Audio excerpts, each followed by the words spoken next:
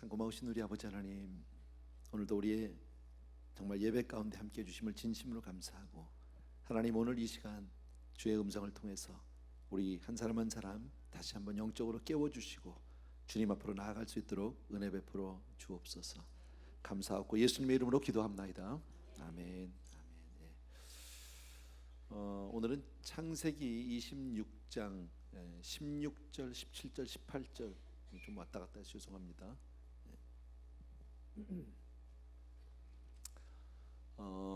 한번 따라합시다. 다시 처음 믿음으로. 네, 다시 한 번만. 다시 처음 믿음으로. 네, 참 중요한 말씀입니다. 저는 이 시대, 여러분은 어떻게 느끼는지 모르지만 이 시대 영적으로 참 어둡고 답답하다. 예, 많은 부흥회들이 사라졌고 또 교회 부흥이 많이 사라진 그런 시대.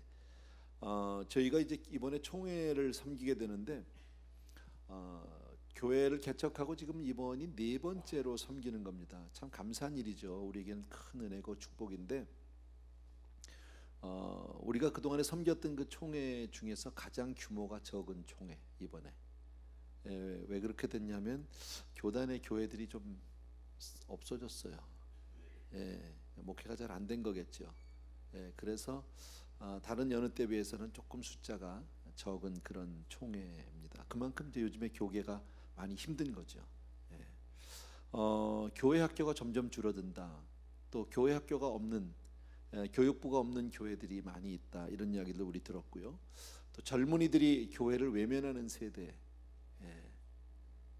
또 사회적으로 교회가 아무런 영향력을 끼치지 못한 그런 답답한, 여러 종교가 있지만 종교 가운데 가장 인기가 없는 종교가 기독교로 전락되고, 목회자들을 보면 뭐 스님도 계시고 신부님도 계시고 목사들, 우리 뭐 신문 같은 데 가끔 보면 나오잖아요. 가장 못 믿을 사람이 목사다. 참 너무 슬픈 거죠. 제가 처음 예수를 믿고 성령을 받고 그리고 뜨겁게 신앙생활하던 그 시절이 그렇게 멀지 않아요. 한 불과 30-40년 전인데 그 당시 얼마나 뜨거웠는지 몰라요. 얼마나 열심히 있었는지 몰라요. 아마 그때 신앙생활 하신 분, 저하고 같이 아니더라도 그때 당시에 그런 어떤 부흥의 역사, 하나님의 임재 우리 많이 경험했거든요. 그래서 그때 당시에 제가 젊은 시절에 참 우리 성도님들하고 같이 모이는 걸 얼마나 좋아했는지 몰라요. 그냥 아침에도 만나고 또 저녁에 또 만나고 그 다음날 또 만나고, 그리고 만나면 그냥 예수님 얘기로 꽃을 피우고 밤새도록 기도하고, 그리고 또 부족해서 또 만나고 그랬던 기억들. 그때 많은 분들이 주의 종으로 헌신하고 지금도 사역하는 분들이 참 많이 있습니다. 여러분은 어떠셨는지 몰라도 저는 그때 주님이 곧 오시리라고 그렇게 믿었어요. 적어도 뭐 정확한 주님이 언제 오시는지는 아무도 모르지만 20년 안에 온다. 내 시대에 주님은 반드시 오신다. 이렇게 나름 그런 그 믿음의 기대가 있었어요. 근데 불과 30-40년이 지났는데 그때로부터 지금의 영적인 상태는 참 많이 어둡고 답답하고 힘들다. 그러면 어떻게 우리가 이것을 회복할 수 있는가? 거기에 대해서 오늘 본문이 이것을 우리에게 하나의 그림을 보여주듯이 잘 보여주고 있어요. 16절부터 우리 같이 17절, 18절 세 절만 같이 한번 읽었으면 좋겠습니다. 같이 읽습니다. 시작. 아비멜렉이 이삭에게 이르되 내가 우리보다 크게 강성한즉 우리를 떠나라. 이삭이 그곳을 떠나 그랄 골짜기에 장막을 치고 거기 거류하며 그 아버지 아브라함 때에 팠던 우물들을 다시 팠으니 이는 아브라함이 죽은 후에 블레셋 사람이 그 우물들을 메웠음이라. 이삭이 그 우물들의 이름을 그의 아버지가 부르던 이름으로 불렀더라. 아멘. 자, 오늘 아까 우리가 방금 읽은 우리 16절에 보게 되면 아비멜렉이 이삭에게 이르되 너는 내가 우리보다 크게 강성한즉 우리를 떠나라. 이제 내어 쫓기는 장면이 먼저 나오게 되는데 그 조금 앞에 몇 절을 오늘 읽진 않았지만 보면은요, 하나님이 이삭을 크게 축복하셔서 100배 축복을 받는 이야기가 나옵니다. 그러니까 세상적으로 뭐 물질적으로 환경적으로는 정말 큰 복을 받은 거죠. 근데 그러자 이제 아비멜렉이 좀 떠나달라고. 네가 우리보다 이렇게 또 강성하니까 이건 안 됐다. 이삭이 많은 축복을 받으니까 이제 주변의 시기와 질투들이 이제 몰려오게 되고 이제 떠나라. 그래서 떠날 수밖에 없었고, 그때 떠나서 그랄 골짜기에 가서 이제 장막을 치는데 이제 직면한 문제가 바로 뭡니까? 물이 없는 거죠. 당장. 성경에서 이렇게, 성경은 영적인 책이잖아요, 여러분. 우리가 아는 대로. 그래서 성경에서 물 그러면 성령, 생수, 생명 뭐 이렇게 여러분들이 연상을 해주시면 됩니다. 이 말은 마치 뭐하고 같으냐면 세상적으로는 다 누렸어요. 큰 복을 받았어요. 부족함이 없어요. 그런데 내 영혼이 답답한 거예요. 어쩌면 지금 우리가 살고 있는 이 시대와 같은 이런 시대상을 보여주고 있는지 모릅니다. 만약에 여러분이 한번 생각해 봅시다. 우리가 이런 입장에 처했다. 지금 그랄 골짜기까지 어쨌든 쫓겨오다시피 쫓겨왔는데 당장 물이 없다. 여러분 어떻게 하시겠어요? 여러분 같으면 이 난관을 어떻게 헤쳐나갈 수 있겠습니까? 구약 고대 시대 때 사람들을 우리가 생각해 볼 때 아마 어쩌면은 정말 물을 얻기 위해서 이리저리 막 물을 구하러 사람을 보내고 뛰어다니지 않았을까, 이렇게도 생각해 볼 수 있을 것이고요. 혹은 또 누가 우물을 가지고 있는 사람이 있는지 좀 찾아봐라. 내가 돈은 있으니까 가지고 좀 사겠다. 이렇게도 할 수 있을 것도 같고요. 아니면 조금 원수적인 방법이긴 하지만 그 당시 어떤 뭐 무당이나 점쟁이들을 불러서 어디에 가면 물이 나올지 좀 한번 구슬한다든지 뭐 제사를 지내서 알아맞혀 뭐 찾는다든지 이런 방법들을 아마 여러 가지 인간적인 방법을 쓸 수 있지 않을까. 그런데 오늘 우리가 읽었던 성경은 그렇게 말씀하지 않아요. 이삭은 그렇게 하지 않았어요. 이삭이 오늘 어떻게 했습니까? 그 아버지 아브라함 때에 팠던 우물을 다시 팠다. 이게 키워드예요. 아버지 아브라함 때 팠던 우물을 다시 팠다. 무슨 얘기입니까? 예전에 우리 아버지가 여기 계셨던 적이 있어. 여기 사셨던 적이 있어. 그때 아버지가 분명히 우물을 팠는데 그 우물이 어디 있는지 그 우물을 찾아가서 거기를 파자. 그러면 그게 물이 있을 것이다. 이렇게 하는 거죠. 여러분, 여기서 아버지를 생각했다는 것은 정말 참 은혜고 지혜입니다. 여러분, 우리는 인생에서 우리가 살아가다가 정말 인생의 난관에서 아버지 하나님을 생각할 수 있는 건 은혜예요. 아멘. 우리가 잘 아는 탕자의 비유를 보더라도 탕자가 그렇게 어렵게 되고 정말 거지꼴이 됐을 때 그가 했던 가장 잘한 일은 뭡니까? 내 아버지 집에는 먹을 것이 많다는 거예요. 아버지를 기억했다는 거예요. 지금 이삭은 그 인생의 난관에서, 인생의 어려움에서 누구를 기억합니까? 아버지를 기억했어요. 여러분, 아무 일을 만나도 하나님을 기억하는 여러분 되길 주의 이름으로 축복합니다. 어떤 일을 만나도 하나님 앞으로 돌아가는 저와 여러분 되길 주의 이름으로 축원합니다. 인생을 살면서 우리가 역사를 통해서 배운다는 것은 매우 지혜로운 일입니다. 그래서 이제 뭐 대학에 가면 역사학을 공부하는 분들도 있고요. 또 신학에도 우리 공부할 때, 신학 공부할 때 반드시 교회사를 공부하게 됩니다. 교회 역사들을 공부하게 됩니다. 우리가 살면서 과거에 우리 부모님들을 통해서 그들의 경험을 배우는 것은 매우 지혜다. 많은 경우에 젊은 사람들은 이제 나이 많은 노인들을 좀 무시하는 경향이 있습니다. 요즘 세대를 몰라. 우리하고 시대가 달라. 너무 구식이야. 여러 가지 얘기할 수 있습니다만은 성경은 그렇게 말씀하지 않습니다. 노인에게서 지혜를 배우라고 얘기합니다. 백발이 성성한 분들을 통해서 인생의 지혜를 배워라. 그분들이 맞다라고 이렇게 말씀합니다. 왜 그럴까요, 여러분? 특히 신앙을 보면, 교회사를 읽으면 교회사를 통해서 과거를 연구하고 과거를 우리가 배울 수 있다는 것은 참 복인데, 왜 그러냐면 시대가 아무리 달라지고 문화가 달라지고 환경이 달라져도 사람의 본질은 똑같아요. 그렇게 다르지 않아요. 그래서 전도서에 보게 되면은 마치 이런 얘기를 하죠. 어떤 한 연극 공연을 하게 될 때 무대는 똑같아. 누구만 바뀌어요? 배우만 바뀌어요. 항상 춘향져 있는데 주인공만 바뀌는 거지 그 내용은 바뀌지 않는다. 이렇게 얘기합니다. 우리가 보통 쉽게 신문이나 뉴스 등을 보면은 우리가 쉽게 알 수 있습니다. 많은 문제들, 정말 사건들, 사고들, 이런 이야기들이 나오는데 과거나 지금이나 뭐가 그렇게 다릅니까? 거의 같다라는 거예요. 먹고 마시고, 그죠? 쾌락, 유흥, 그리고 섹스, 전쟁 등등 끊임없이 똑같은 일들이 그저 반복해서 벌어지고 있다. 이 시대에 우리가 겪는 문제는 과거의 문제와 그렇게 다르지 않습니다.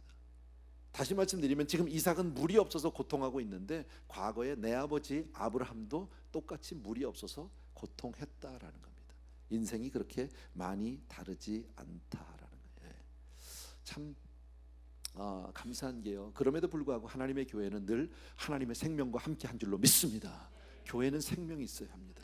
은혜가 있어야 합니다. 여러분, 그래서 그 교회가 생명이 충만하면 그 힘을 가지고 아주 파워풀하게 복음이 전해지고 많은 사람들이 모여들고 그 복음을 통해서 정말 생명을 얻고 힘을 얻고 기쁨과 자유를 누리게 되는 줄로 믿습니다. 저희 교회도 그런 은혜를 참 많이 받은 교회죠. 교회를 개척하면서 처음 정말 몇 명 안 되는 성도님들이 모여서 개척을 시작을 했는데 처음에 우리 초창기부터 예배드린 같이 시작한 성도님들이 이 자리에 계셔서 잘 알 겁니다. 우리가 처음에 예배를 드렸던 곳은 바로 여기서 멀지 않은 미국 교회인데 예배 시간이 오후 2시입니다. 오후 2시는 예배로 적합한 시간은 아닙니다. 그런데 더더욱이나 그 교회를 일찍 들어갈 수가 없는 거예요. 미국 목사님이 허락을 안 합니다. 당신의 교회 교인들이 다 나갈 때까지 너희들은 바깥에 있으라는 거예요. 그때만 해도 저희가 이런 음향 시설이 다 있는 게 아니기 때문에 그 교회에 있죠. 그러나 허락을 안 해줘서 우리는 늘 가서 스피커 들고 가고 키보드 들고 가고 마이크 들고 가서 다 셋업해야 되는 거예요. 파킹lot 앞에서 기다리고 있습니다. 밖에서. 그래서 그 교인들이 다 나가면 그냥 땡 하면 막 들어가서 셋업하고 그리고 예배를 드렸습니다. 예배를 마치고 나면 3시 반 4시 정도 되겠죠. 진교를 마치면 4시면 빨리 집에 가서 저녁 준비하고 이제 저녁 먹을 시간 아닙니까? 그런데 그때 어땠나요? 아무도 집에 가지 않았습니다.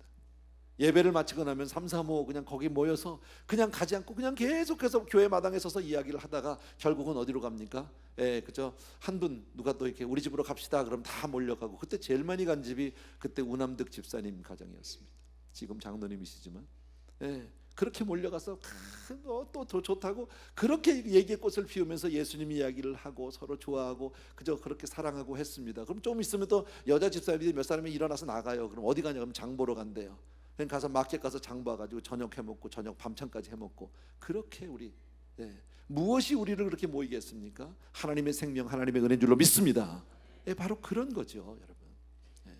제가 청년 시절 정말 구역장을 하고 이랬을 때 참 많이 모였습니다. 그때 당시에 왜 이렇게 사람들이 많이 모였는지 모릅니다. 아파트에 살았는데 아파트에서 참 많이 노티스를 받았습니다. 시끄럽다고 옆집에서 컴플레인 들어온다고 나가달라고. 근데 전혀 그게 불편하지 않았어요. 그런 컴플레인을 받는 게 오히려 우리가 예수 잘 믿는다는 건가 보다 이렇게밖에 안 들렸어요. 근데 무엇이 그렇게 매력적이었을까요? 그저 청년 집사가 인도하는 함께하는 그런 찬양과 기도와 구역 예배가 뭐 그렇게 대단히 은혜로웠겠습니까? 그러나 하나님이 우리 가운데 함께하였기 때문에 많은 사람들이 그 자리를 사모했고 매주마다 모여들어서 사람들이 거기서 하나님을 높이고 정말 함께 기도하고 정말 그렇게 신앙생활을 했다라는 사실입니다 여러분. 그런데 지금은요 모이기가 어렵습니다. 부흥해요 오라고 해도 잘 안 옵니다. 참 힘들어요 여러분. 사람들이 그러잖아요. 요즘은 그때하고 달라요 목사님. 트래픽이 얼마나 심한데요. 맞아요. 트래픽 심해요. 인정합니다. 주중에 일 마치고 교회 올라 그러면 보통 힘든 일이 아닙니다. 여러분 일 마치고 하루가 피곤한데 저녁도 못 먹고 열심히 그냥 그 트래픽을 뚫고 와보면 예배 시간에 다 오기도 어렵단 말이지. 피곤합니다. 인터넷도 있고 하니까 그냥 집에서 드리든지 이렇게 다 이해가 됩니다. 그러나 과거에도 마찬가지였었다. 좀 이따 제가 그 말씀은 좀 드릴게요. 교회사를 좀 보다가 참 감사했어요 여러분. 아까도 말씀드렸는데 우리가 그런 시절이 있었어요. 저뿐 아니라 우리 이 자리에 있는 모든 성도님들이 그런 시절들이 있었어요. 그런 은혜의 시간, 정말 생명이 풍성한 그런 시간들이 있었어요. 그런데 지금은 참 메마른 시간이다 여러분. 답답하고 지쳐있는 시간이다 여러분. 근데 교회사를 보면 부흥의 시기가 언제 왔느냐? 바로 가장 메마르고 죽어있고 무감각하고 생명이 말라있는 그 시기 바로 뒤에 부흥이 왔다라는 거예요. 여러분 왜 그런 얘기 하죠? 동이 트기 전에가 가장 어둡다면요. 어쩌면 지금 이 시대에 문 하나만 열면 하나님이 예비하신 은혜가 하나님이 예비하신 그 생명이 풍성하게 예비되어 있는 줄로 믿습니다. 우리는 그런 시대에 지금 살고 있는 겁니다. 그러니까 지금은 교회가 좀 답답하고 사회적으로 영향을 미치지 못하고 지금 이렇게 영적으로 궁핍한 것 같아도 성령이 부어지시면 정말 다시 회복될 줄로 믿습니다. 큰 부흥이 일어나게 될 줄로 믿습니다. 아멘. 그런데 오늘 성경을 통해서 우리가 또 하나 배울 수 있는 게 뭐냐면요, 그런 부흥은 하나님의 교회가 다시 소생될 때는 반드시 이삭이 했던 일을 했다라는 거예요. 이삭이 했던 일이 뭡니까? 다시 아버지 아브라함이 팠던 그 우물로 교회가 과거 했던 것으로 다시 돌아가고 그 우물을 다시 파는, 그리고 예전에 있던 것을 다시 재발견하는 그런 일들이 반드시 있어져 왔다. 이것은 교회사가 우리에게 증명해 주는 겁니다. 18세기, 19세기, 20세기 한국의 교회 부흥사를 다 보게 되면요, 반드시 했던 일이 그겁니다. 영국의 대부흥, 미국의 대부흥, 이런 일들을 보면 그렇다라는 겁니다. 아까도 말씀드렸지만 인생의 고비고비마다 힘들고 어려울 때마다 아버지를 기억할 수 있다는 것은 참 지혜다라는 겁니다. 이삭은 그래서 사람들을 명해서 아버지 아브라함이 팠던 우물로 가라고 했고, 그리고 그 옛 우물을 찾으라고 했는데 가보니까 우물은 있습니다. 그런데 물을 얻을 수가 없습니다. 이유가 뭡니까? 그 우물을 이미 다 많은 잡동사니로, 쓰레기로, 흙으로 덮어버렸다는 겁니다. 그래서 얻지 못한다는 거예요. 우물이 없는 것이 아닙니다. 15절에 보면 그 아버지 아브라함 때에 그 아버지의 종들이 판 모든 우물을 막고 흙으로 메웠더라 그랬습니다. 이걸 누가 메웠을까요? 블레셋 사람들이, 다시 말씀드리면 세상 사람들이, 믿지 않는 사람들이, 혹은 방해자들이, 원수들이 그렇게 얘기했다라는 겁니다. 말씀드린 대로 옛 우물을 가보니까 물이 있기는 있어요. 아니, 우물이 있긴 있어요. 근데 물을 얻을 수가 없어요. 아주 더러운 것들로, 잡동사니로, 쓰레기로 가득 메워져 버렸다라는 겁니다. 여러분, 오늘날 이 시대의 문제는, 교회가 직면한 문제는 새로운 환경이나 시대의 문제 때문은 아닙니다. 아까도 잠깐 말씀드렸지만 사람들은 그렇습니다. 요즘 얼마나 트래픽이 심한데요. 또 예전과 다르게 요즘에 인터넷이 있잖아요. 아이들은 정말 이 스마트폰이 있고 게임이 있고, 예전과는 지금 달라요. 아이들 키우기가 얼마나 힘든지 몰라요, 여러분. 또 너무나 풍성하고 풍요해서 모든 게 부족함이 없어서, 또 교회가 너무 많아서, 혹은 이렇게도 얘기합니다. 또 목사들이 정말 그렇게 믿고 따를 만한 목사가 없어서 뭐 이런 얘기들도 할 수 있습니다. 맞습니다. 동의합니다. 그러나 그런 문제들은 시대를 초월해서 형태는 다르지만, 나타나는 양태는 다르지만 늘 있어 왔다라는 겁니다. 항상 있어 왔다. 교회가 부흥이 있었던 그 시기에 가보면, 과거 100년 전 혹은 19세기 이렇게 가보면 분명히 있습니다. 200여 년 전에 복음의 각성이 있기 전에, 교회들도 똑같은 문제. 그 당시에는 인터넷 없었지요. TV도 없었죠. 무슨 스마트폰이 있었던 것도 아니지요. 그런데 그 당시에 사람들은 뭐 했는지 아십니까? 교회사를 읽어보면 닭싸움을 했더라고. 닭 잡아다 놓고 그걸로 싸움 시켜놓고, 그걸 가서 막 사람들이 거기서 돈을 걸고 도박을 하고 소리를 지르고 그거 했더라고요. 한국 초대교회사를 읽어보면 선교사님들이 와서 가장 많은 문제가, 한국의 지금 문제는 바로 농촌의 문제는 밤새도록 화투 치는 겁니다. 농번기에 화투 치는 겁니다. 술에 쪄들어 있는 겁니다. 술 중독이 된 겁니다. 항상 문제는 있어 왔다라는 거죠. 여러분, 지금 여러분들 뉴스를 통해서 알고 계시겠지만요, LA시에서 난 누군지 몰라, 뭐 시의원인지 뭐하는, 뭐 시장인지 난 뭐하는 사람인지 모르겠는데, 주류 판매를 새벽 4시까지로 합법하자, 이런 뉴스가 나오더라고요. 이거 제정신입니까 지금요?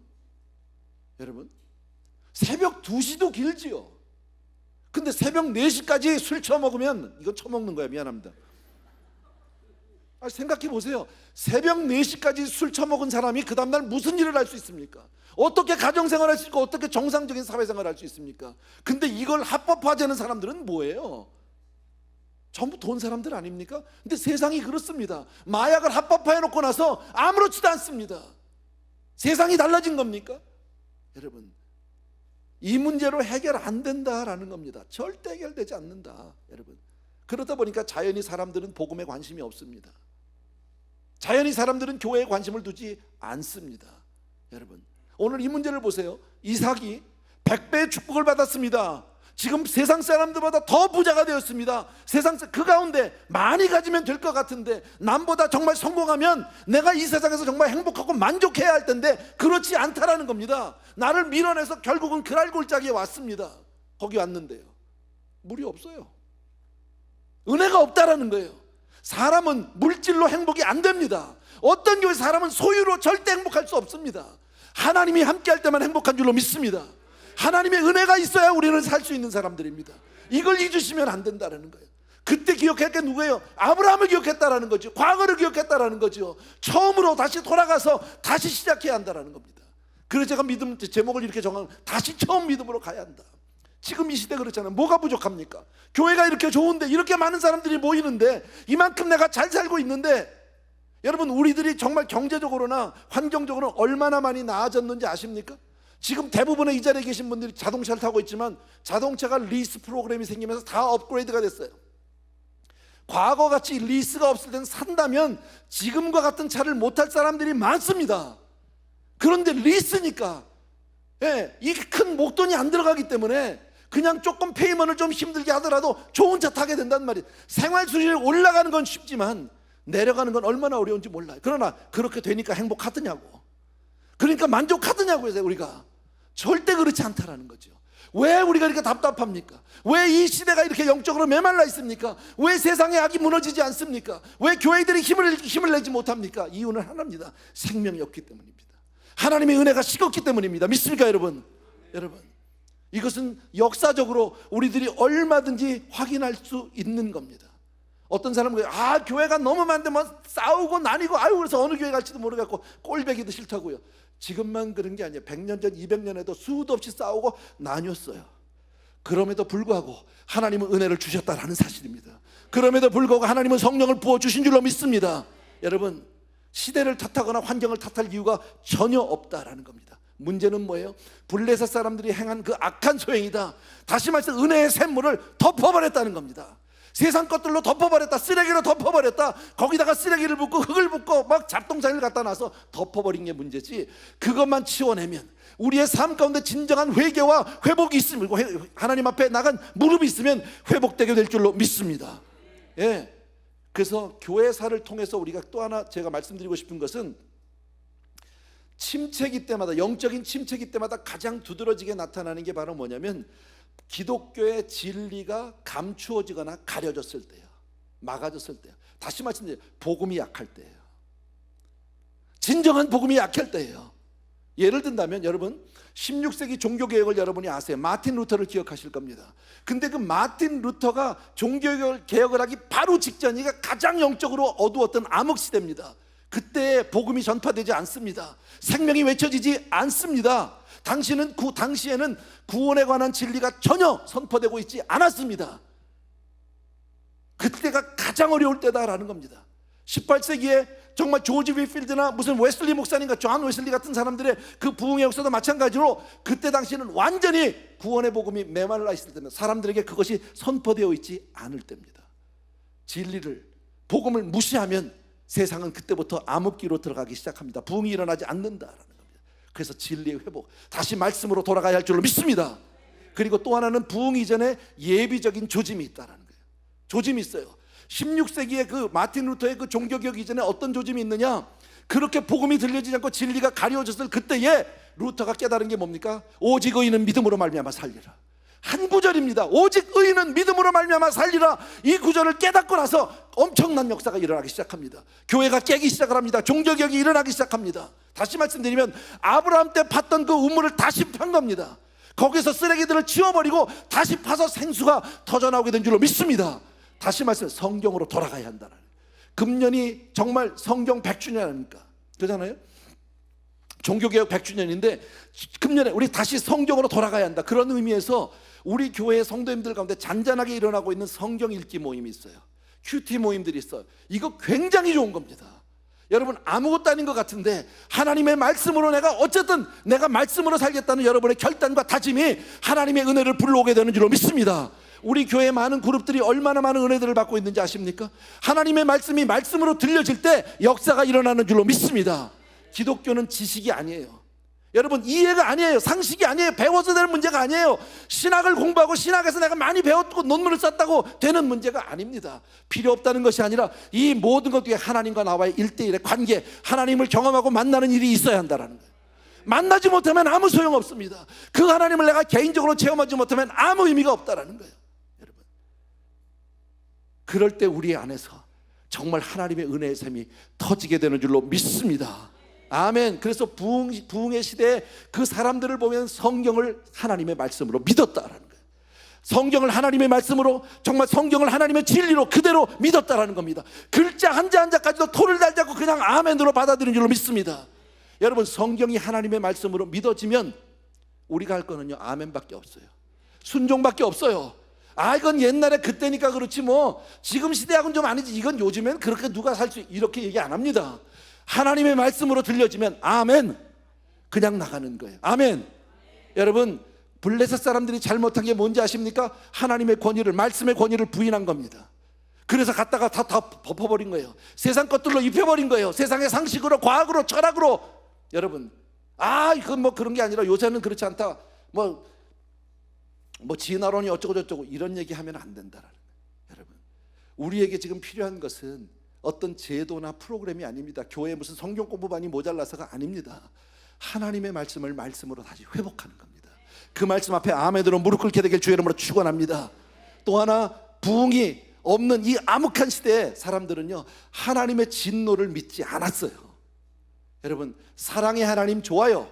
그러나 그 하나님은 공의 하나님이세요. 동시에 심판하신 하나님이세요. 진노하신 하나님이세요. 이것을 우리가 잊으시면 안 된다라는 겁니다. 여러분, 제가 몇 주 전에 책방에 갔다가 정말 가슴 아픈 일을 하나 봤습니다. 우리 성도님들도 혹시 기독교 서점을 갈지 모르는데 이 이름은 여러분이 기억하시고, 어쨌든 이 책은 절대 사면 안 됩니다.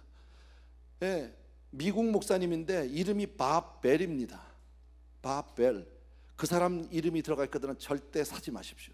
이걸 그냥 책방에서는 버젓이 팔고 뉴욕타임스 베스트셀러에 들어가 있는 책입니다. 이 사람은 CNN과 인터뷰를 했는데 자기는 천국과 지옥을 믿지 않는다는 사람입니다.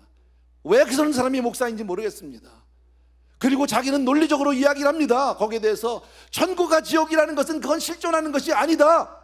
그거는 지금 기독교에서 말한 잘못 얘기한 거다. 이렇게 얘기하는 사람입니다. 근데 그 사람이 쓴 책이 여러분 베스트셀러로 한국말로 번역돼서 책방에 버젓이 나와 있더라고. 책방 주인하고 얘기하고 싶었는데 그래봐야 쌈밖에 안 될 것 같아서 관뒀습니다. 또 다른 목사는 이런 얘기도 합니다. 나는 정말 시내산 꼭대기에 앉아서 진노와 정죄를 외치는 구약의 하나님을 믿을 수 없다. 자기 백성을 멸하는 하나님을 나는 믿을 수 없다. 이렇게 얘기하는 사람들, 사랑의 하나님이 어떻게 그럴 수 있냐. 이건 말이 아닙니다. 성경이 그렇다면 아멘으로 받게 되길 주의 이름으로 축원합니다. 아멘. 여러분, 부흥을 경험하게 되는, 부흥을 맞게 되는 사람들의 특징이 바로 뭐냐면 자기들이 하나님 앞에서 철저하게 아주 쓸모없는 죄인임을 고백하고 통에 자복하는 사람입니다. 그럴 때 은혜가 임한다. 대표적인 사람이 사도 바울입니다. 여러분, 바울은 복음 때문에, 정말 하나님의 말씀 때문에 얼마나 고민하고 몸부림쳤던 사람인지 모릅니다. 로마서 7장의 18절 이하에 보면 이렇게 얘기합니다. 내 속 곧 내 육신에 선한 것이 거하지 아니하는 줄을 아노니. 무슨 얘기예요? 내 속에, 내가 나를 아는데 나 정말 그렇게 선한 사람이 아니다. 내가 사람들이 보는 것만큼 내가 그렇게 의로운 사람이 아니다. 그렇게 내가 괜찮은 사람이 아니다 라는 겁니다. 원함은 내게 있으나 나도 내 마음에는 그렇게 살고 싶지 않아. 원함이 있어. 그런데 선을 행하는 것이 없다. 안 된다. 그렇게 안 사라진다. 마음은 원이로 내 육신이 연약해서 그렇게 못 살더라. 그래서 너무너무 고민하다가 바울이 마지막에 로마서 7장 24절에서 이런 고백하잖아요. 우리가 다 아는 거예요. 오라, 나는 곤고한 사람이로다. 이 사망의 몸에서 누가 나를 건져내랴. 나를 어떻게 하면 좋겠습니까 주여. 나를 어떻게 하면, 누가 나를 좀 건져주십시오. 그때 그 이후에 나온 게 뭡니까? 그러므로 그리스도 예수 안에 있는 자에게 결코 정죄함이 없다는 거예요. 이 놀라운 생명의 복음이, 자유의 복음이 언제 오게 됩니까? 내가 철저하게 하나님 앞에 죄인임을 깨달은 사람에게 이 놀라운 은혜가 임하게 되는 줄로 믿습니다. 그래서 반드시 부흥의 시대에는 통회하고 자복하는 일들이 먼저 일어나기 시작합니다. 여러분, 정말 별거 아닌 것 같은데요, 무명의 성도 몇 사람이 하나님 앞에 진실된 통회, 자복, 기도에 임했을 때 하나님은 엄청난 은혜를, 엄청난 부흥을 부어주시기 시작했다라는 거예요. 네, 부흥이 일어날 때 하나님이 쓰시는 사람들은요, 그 당시에 아무도 모르는 정말 이름도 없는 미미한 성도입니다. 마틴 루터 유명하죠, 우리한테는요. 그러나 그 마틴 루터가 당시에는요, 이름도 없었던 한 수사에 불과합니다. 아무도 알아주지 않던, 누구도 그 사람에 대해서 관심도 두지 않던 한 사람인데, 그가 하나님의 말씀 앞에서 오직 의인은 믿음으로 산다는 이 말씀 한마디 때문에 그가 변하고 하나님이 그를 들어 쓰시기 시작하는 거 아니에요. 예. 18세기, 19세기 1700년도 같아요. 제가 정확하게 날짜를 좀 잊어버렸는데 1730년 18세기네요. 18세기에 보면은 우리가 잘 아는 조나단 에드워드라는 사람, 예, 또 조지 위필드 같은 사람의 부흥운동 똑같습니다. 우리가 지금 볼 때 조나단 에드워드 같은 사람은 대단한 분이지만, 그러나 그 당시에는요, 그냥 작은 신학생에 불과하다. 1806년에 그 신학생들 5명이, 아마 이런 건초더미 기도라는 거 혹시 기도운동 들어보셨습니까? 영어로 Haystack Prayer Movement입니다. 이거는 미국의 기독교 역사상 엄청난 이 사건입니다. 뉴잉글랜드라고 하는 작은 동부에 있는 그 주에서 신학생 5명이 기도하기 시작합니다. 회개하고 자복하고. 신학교 다니는 학생 5명 아무도 아닙니다. 이 사람들이 기도하고 엎드려서 기도하기 시작하는데 비가 막 쏟아졌어요. 비가 오니까 비를 피해가지고 창고로 들어가서 그 건초 더미에 들어가서 기도하기 시작한다. 성령이 거기에 임했어요. 불덩어리가 되기 시작했어요. 거기서부터 시작된 게 세계 선교예요. 세계 선교의 문이 그렇게 열리기 시작했어요. 학생 선교 운동이 거기서부터 시작이 되기 시작했다라는 거예요. 여러분, 19세기의 무디를 통한 그 이 부흥도 마찬가지고, 정말 한국은 정말 특별한 은혜를 받은 나라입니다. 1903년, 1907년, 1909년 그때 연속으로 3번이나 부흥의 역사가 일어납니다. 원산에서, 평양에서, 그리고 100만인 구명운동이 일어나기 시작한 나라가 바로 한국이다라는 겁니다. 수는 작지만 작은 사람들의 진실한 기도를 통해서 하나님이 복음의 문을 열어주기 시작하고 생수를 다시 허락해 주시기 시작했다라는 사실입니다. 제가 오늘 여러분과 제가 이런 말씀을 나누는 이유는 제가 무슨 예언자도 아니고 아무것도 아닙니다. 그러나 저는 시대적으로 참 답답함을 느낍니다. 교회의 무력감을 느낍니다. 목사로서 정말 한계를 느낄 때가 한두 번이 아닙니다. 정말 우리 성도님들 교회에 많이 나오고 크리스천들이 그렇게 많은데 다들 보면요, 힘이 없어요. 답답해요. 생명이 없어요. 다 시들어가고 있다라는 거예요. 그래서 고민을 하다가 이런 설교를 준비하게 됐는데 교회사를 보게 되니까 바로 이때가 어쩌면 하나님이 예비하신 그 부흥의 바로 전장이 아닐까. 조금만 더 가면, 조금 여기서 우리가 어쩌면 우리의 기도를 통해서 이 문을 열 수 있지 않을까 하는 그러한 기대로 여러분에게 이 말씀을 드리는 겁니다. 아까도 말씀했지만 부흥의 시대 때 사람들은 하나님의 말씀을 말씀으로 믿는다는 거예요. 정말 그 진리의 말씀을 그대로 받아들인다는 거예요. 아멘이 된다라는 겁니다.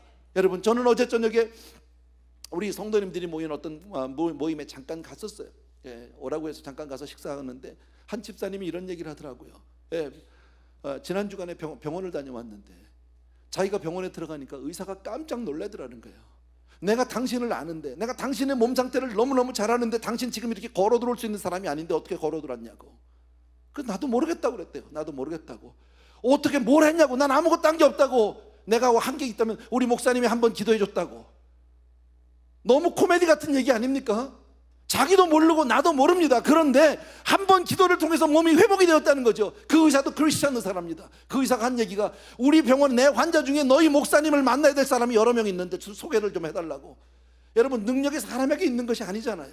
그러나 하나님이 오늘도 그렇게 순수한 믿음을 가지고 나오는 사람에게 하나님이 역사해 주시는 줄로 믿습니다.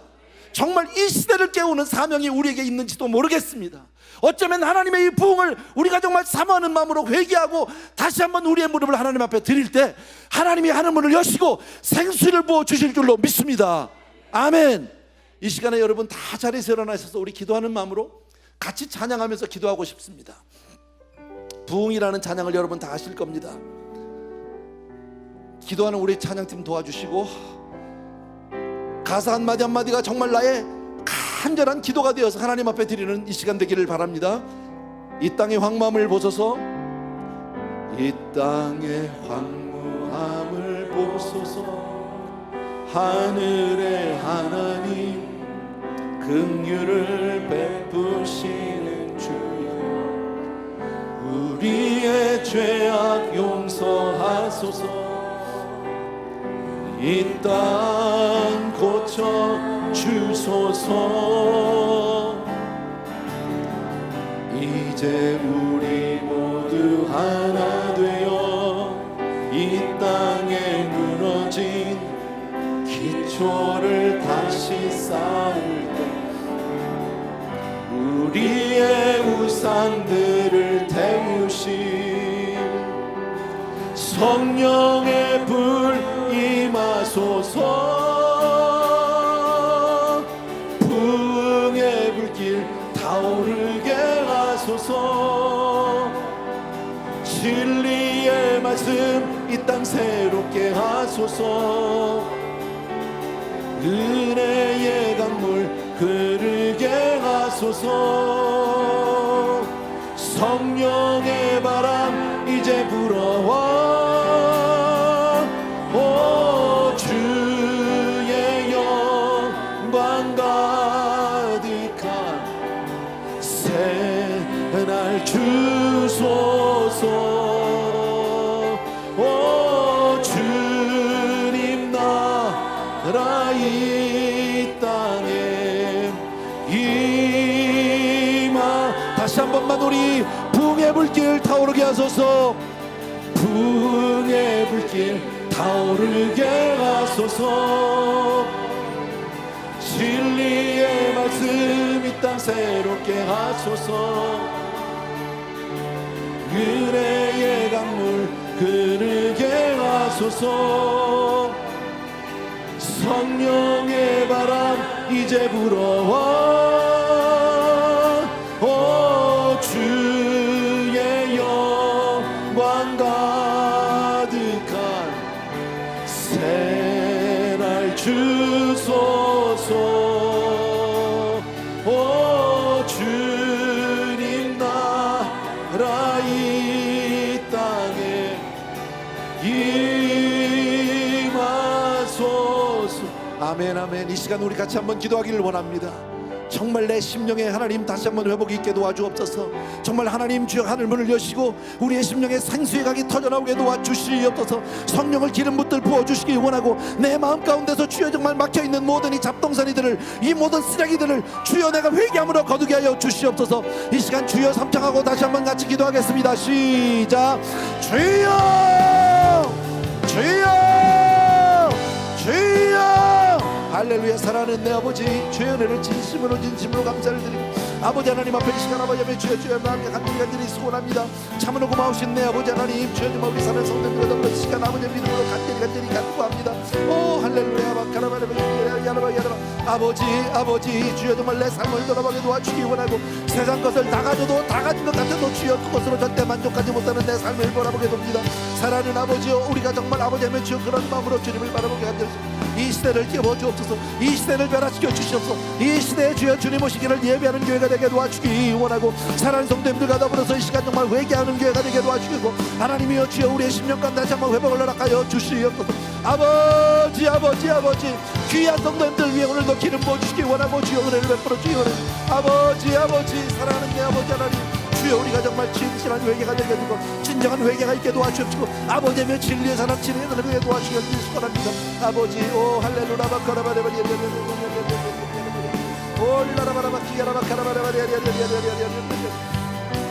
처음으로 돌아가게 주여 도와주시길 간절히 소원합니다. 주님 이 시간 하나님 앞에 있으면 간절히 간구 소원합니다. 오 마카라바레바레. 부흥의 불길 타오르게 하소서.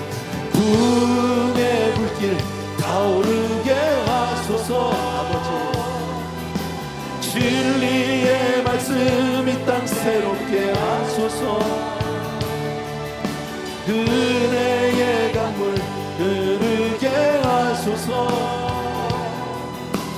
성령의 바람 이제 불어와. 오 주님 영광 가득한 새날 주소서. 오 주님 나라 이 땅에 임하소서. 아멘 아멘 아멘. 이 시간 특별히 몸이 아픈 분들은 그 아픈 부위에 손을 얹어주시면 좋겠고 나머지 분들은 두 손을 가슴에 모아도 좋겠습니다. 이 시간 종이 여러분을 위해서 한번 축복하며 기도하고 싶습니다. 사랑하는 우리 아버지 하나님, 정말 우리가 주의 은혜를 사모합니다. 정말 우리가 회복되기를 원합니다. 처음 믿음 처음 사랑으로 돌아가기를 간절히 소원합니다. 언젠가 모르게 나도 모르게 아버지의 세상 것들을 많이 집어다 놓고 얹어놔서 아버지의 은혜의 샘을 가렸습니다. 사랑하는 아버지의 오늘부터 이 시간부터 주여 우리가 회개하며 이것을 치워나가기를 원합니다. 아버지의 우리의 심령 가운데 성령의 생수가 터져나오게 도와주시옵소서. 하나님의 은혜가 차고 넘치게 하여 주시옵소서. 아버지의 특별히 우리 사랑하는 성도님들 성령 충만케 하여 주시기 원하고 특별히 아버지의 주여 머리 아버지의 손을 얹었고 주여 아픈 부위에 손을 얹었고 내 심령에 손을 얹었사오니 이 시간 주께서 역사하여 주시옵소서. 성령의 아버지의 강력한 역사를 말미암아 우리 성도님들의 말 가장 연약한 부분들이 이 시간 다 고침받게 하여 주시옵소서. 내가 나사렛 예수를 명령하노니 우리 사랑하는 성도님들을 괴롭히고 아프게 하는 모든 질병들은 떠나갈지어다. 우리 성도님들의 심령 가운데 성령 충만함이 임할지어다. 다시 한번 아버지의 주여 우리가 회개하는 사람이 되게 도와주기 원하고 주여 정말 처음 사랑을 사모하게 도와주시옵소서. 주의 은혜 진심으로 감사합니다. 정말 오늘 짤막한 그 말씀이지만 우리도 이삭처럼 아버지 하나님 주여 처음 사랑으로 처음 은혜로 돌아가서 그 우물을 파괴하여 주시옵소서. 분명 하나님이 예비하는 애가 있을 줄로 믿습니다. 이 시대를 깨우는 역할을 우리가 하게 하여 주시옵소서. 오늘 우리 사랑하는 성도님들 다시 한번 영육간의 강건함을 주시기 원하고 성령의 사람으로 변화시켜 주시옵소서. 아버지, 특별히 아버지 하나님의 주의 몸이 아픈 형제들이 있으면 아버지 하나님 우리 사랑하는 성도님들 정말 아버지 주의 은혜로 주의 능력으로 말미암아 예수의 이름으로 말미암아 깨끗함을 받게 하여 주시옵소서. 이 시간 하나님 앞에 정성껏 준비한 예물을 올려드리는데 아버지 이것이 우리의 전부이고 우리의 삶입니다. 주님 받으시옵소서. 우리 성도님들을 주의 손에 올려드리오니 주님 받으시옵소서. 이제는 우리 주 예수 그리스도의 은혜와 하나님 아버지 그 무한하신 그 사랑하심과 성령님의 오늘도 정말 충만히 기름 부어주시는 놀라운 은혜가 이 자리에 있는 모든 사랑하는 성도님들을 위해 이제로부터 영원토록 함께 하실지어다.